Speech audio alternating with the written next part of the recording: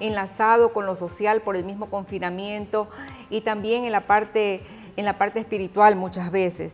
Y justamente dentro de las secuelas del COVID, digamos que fue como el detonante que nos hizo entender, nos hizo poner alerta que algo más pasaba, porque las personas se estaban recuperando por COVID, pero de repente me llamaron, en primer lugar, recuerdo, fueron como 22 mujeres así, que me llamaban seguido y eran las que había atendido primero y ya estaban recuperadas de la enfermedad del COVID y habían pasado 4 semanas, doctora, tengo miedo, siento angustia. Yo tengo, mira aquí, ansiedad, estrés, angustia, insomnio. No, me duele el pecho, doctora, tengo taquicardia. Y ellos, algunos podían tener contacto con sus médicos ginecólogos, ¿no? y llamaban por teléfono y ellos les habían dicho que ya tenían la premenopausia o la menopausia. Porque tenían calores, porque tenían agitación, porque no podían dormir. Me llamó la atención. Lo primero que hice, pues como le digo, pues fue derivarla internamente, gratuitamente. El equipo que conformamos fue con 20 profesionales. La doctora Natalie Lugo en Quito también nos estuvo ayudando. Es importante que los mencione porque realmente formamos un equipo para atender a tantas personas. Después de que un canal de televisión nos hizo una nota, habían 3.500 personas requiriendo. Y yo siempre me lamento por todas las personas que no pude atender gratuitamente, pero también agradezco a las personas que se pudieron atender. Entonces las secuelas del COVID salieron de allí, surgieron de allí, de que estas personas decían, es que no soy yo, no, yo no soy así. Dice, yo ya no veo noticias, ahí todos decían eso, ya no vea las noticias. Ya no vea, porque son las noticias las que le hacen mal. No, no son las noticias las que le hacen mal. Usted no tiene por qué padecer ni insomnio, ni ansiedad, ni angustia, ni taquicardia, ni pasar eso, despertarse repentinamente a las 3 de la mañana y ya no poder dormir más. Eso de allí puede ser parte de que se refleje en usted lo que son las secuelas de la enfermedad del COVID. Y tiene tratamiento, es lo bueno. Y por supuesto, la ayuda psicológica es importante cuando ya se determina que su caso es psicológico.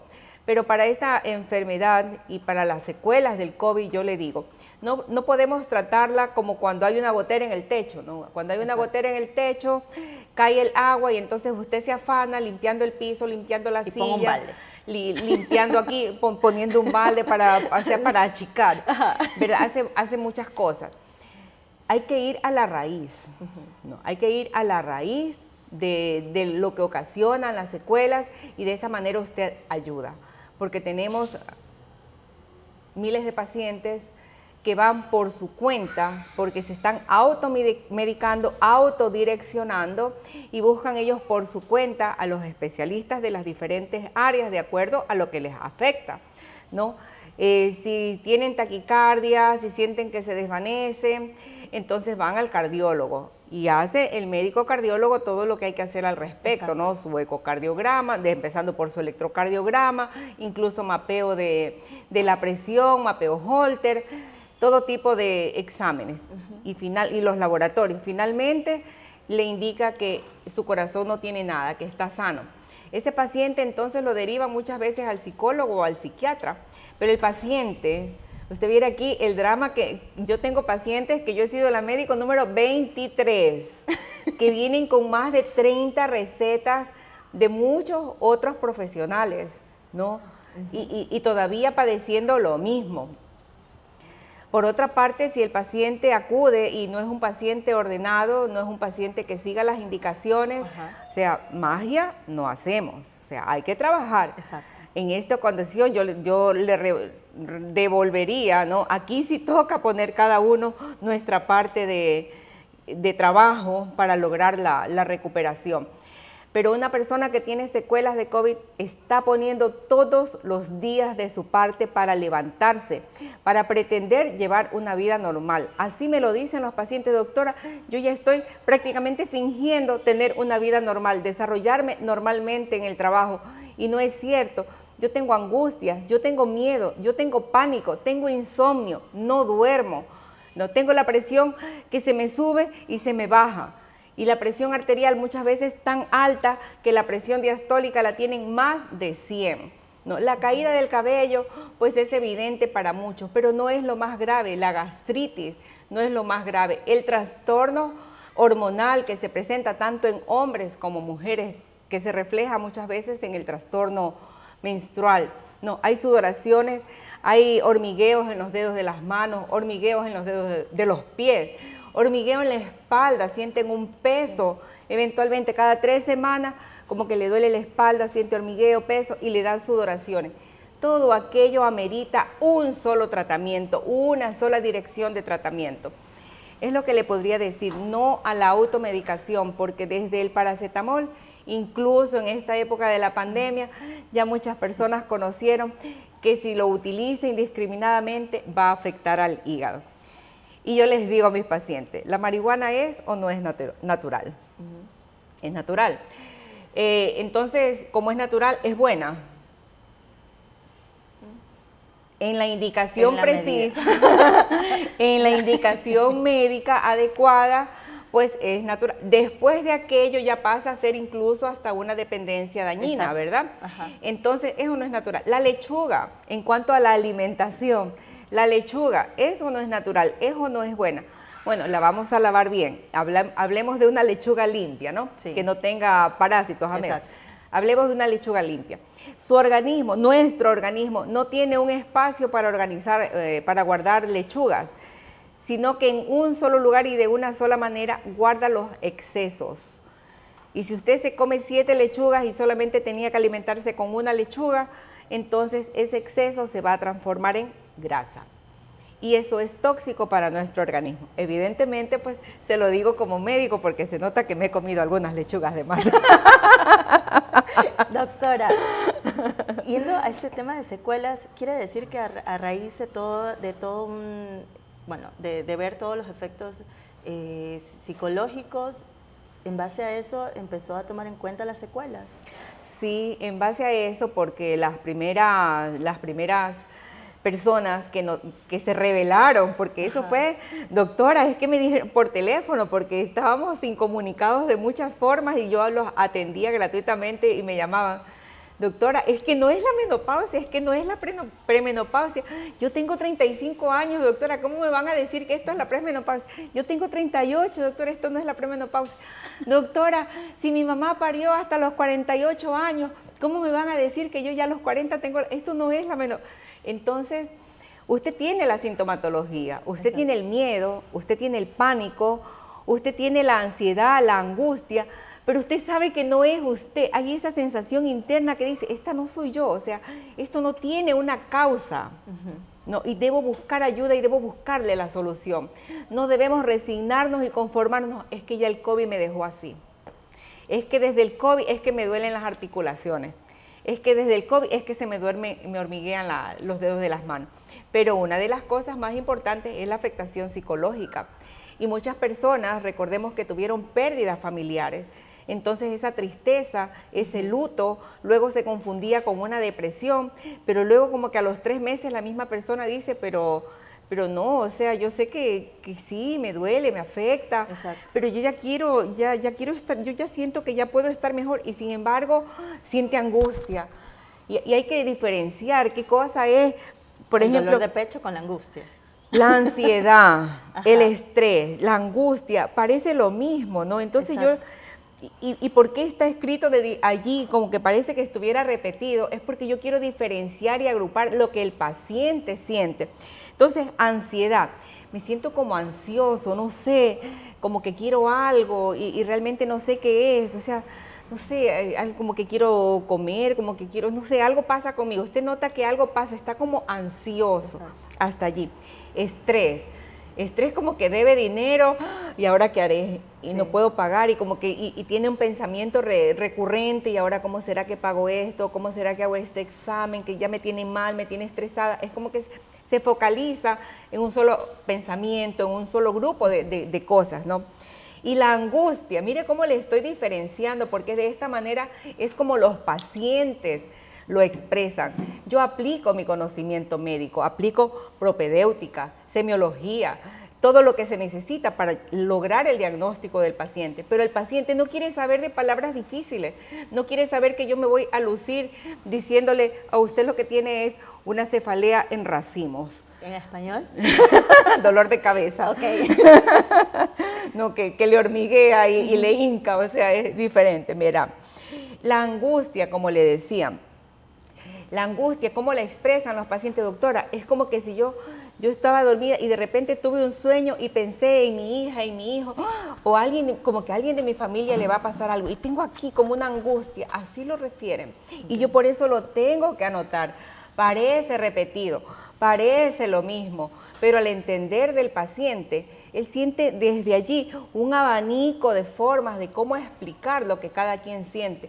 Y es mi deber y mi obligación escuchar, atender y resolver en la medida que yo pueda, y si no está en mis manos resolver, pues derivar.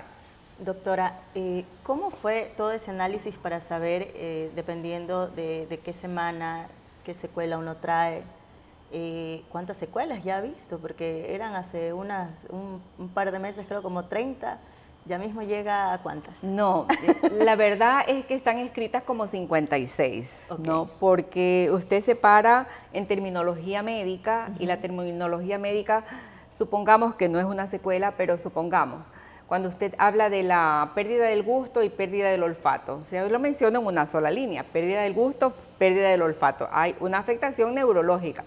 Pero en la parte médica, para enumerarlo, sería que estamos hablando de la anosmia y de la ageusia. Ok. Ya. Entonces ahí van dos sintomatologías, y de esa manera, pues si me preguntas, sí, son como 56, ¿no? Las que realmente tengo, pues en algún momento presentaré mi investigación, como ya me están pidiendo algunas universidades, y así lo haré, es un compromiso, ¿no? El que tiene que ser. Entonces, básicamente no han aumentado. Lo que ha aumentado es cuando se las puedo decir a los pacientes, okay, ¿no? Porque yo no le puedo decir no le podía decir a mi paciente 4 semanas después, digamos que en el mes de abril, no le podía decir a mi paciente, es que le puede dar un infarto cerebral o le puede dar un infarto cardíaco.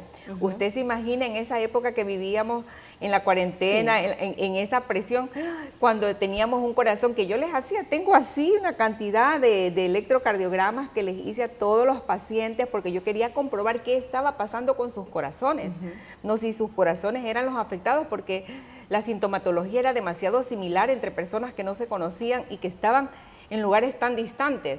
Y no, pues efectivamente no encontré cambios más que cambios que se pueden resolver. ¿Y el tratamiento para ellas es por, o sea, cómo yo puedo, por ejemplo, si me hubiera dado COVID y tengo una secuela, cómo me la trato?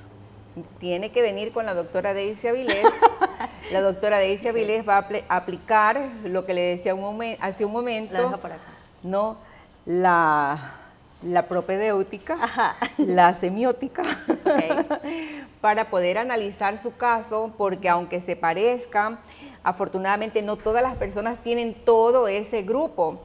¿Qué secuelas se repiten más? Lo que más se repite, le digo lo que menos se repite. Okay. Lo que menos se repite en las personas es que se le hinchen los brazos o se le hinchen las piernas. El edema de miembros superiores o el edema de miembros inferiores es lo que menos se repite. Otra cosa que menos se repite es cuando los pacientes dicen, es que doctora me duelen las venas. Entonces, ¿qué le diría? Ay señora, las venas no duelen. Pero es que el paciente le dice, doctora, mire, por aquí en esta línea, siento que de repente como que se me brota y me duele, que la blusa que me voy a poner, no puedo porque no la resisto. Y lo mismo siento aquí, siento acá, mire, pero míreme, me dice, míreme cómo está. Y entonces yo lo tengo que anotar, porque como le digo, es lo que los pacientes han experimentado. Y es lo que menos se presenta, pero cuando se presenta, yo sé que tengo que tomar otras medidas, ¿no? Claro, orientadas a cada caso.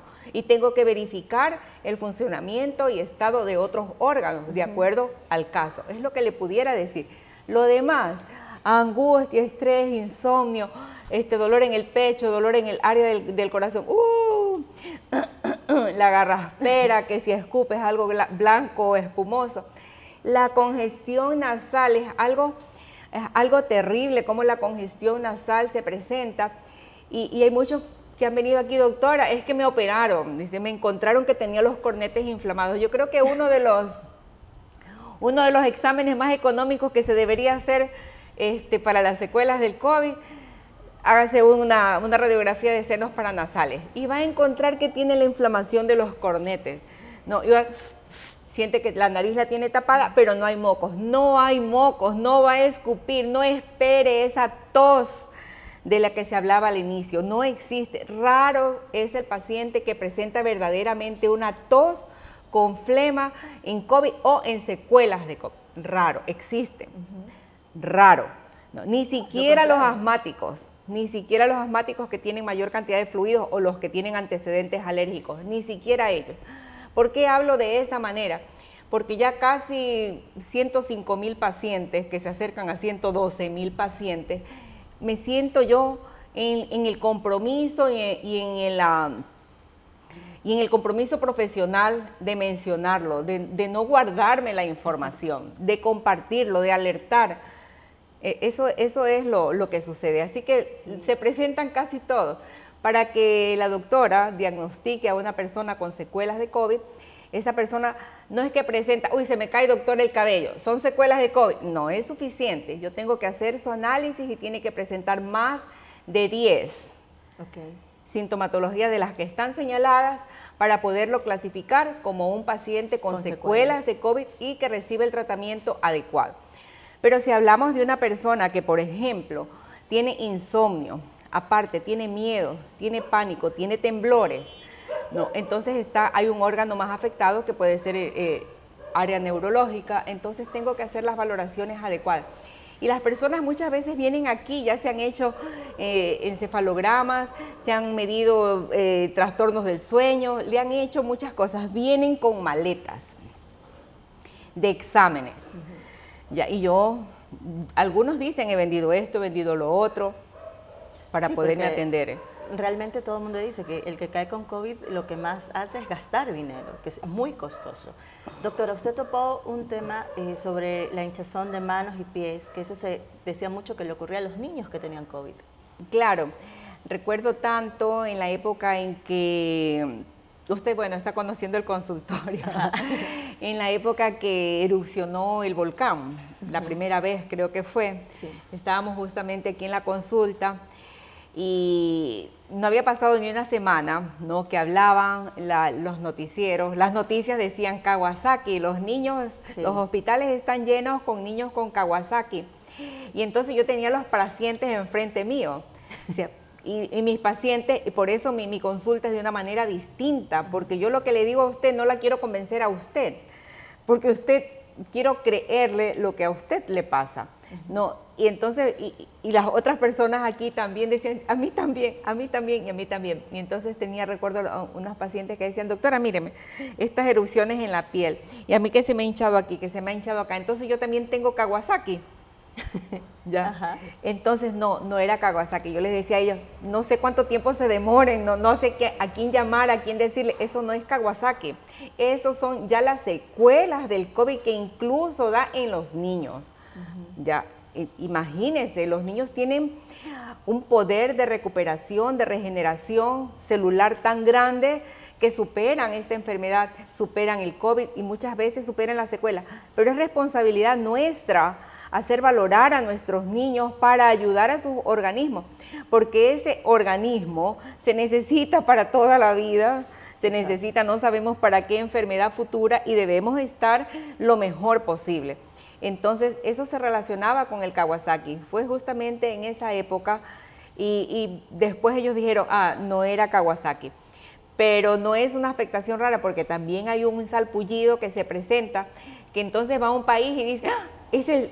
¿Cómo es que escuché? Es el hongo negro, la mancha negra. Okay, sí. Que yo, No crean, sí, uno siente como indignación porque, o sea, los medios están informando, pero realmente la verdad es que a veces quisiera saber quién falla en esa información, porque los médicos no es que se exponen, los medios publican de cualquier científico que por ahí saca algo y deberíamos ser muy conscientes, y lo digo porque también estoy inmersa en ese grupo de medios de comunicación, periodistas y todo, que no deberíamos de ser tan irresponsables con la información que se da. ¿no? Habría que revisar. Esa ya es su lucha y su batalla. Sí, la verdad es que sí, pero Sí. eso debería de ser algo como que de todos, de poder informar lo que realmente sirve y no, o sea, y no tampoco decir, no hay que entrar en pánico. Si vamos a llamar a una autoeducación, debe ser una autoeducación, no una automedicación. Exactamente.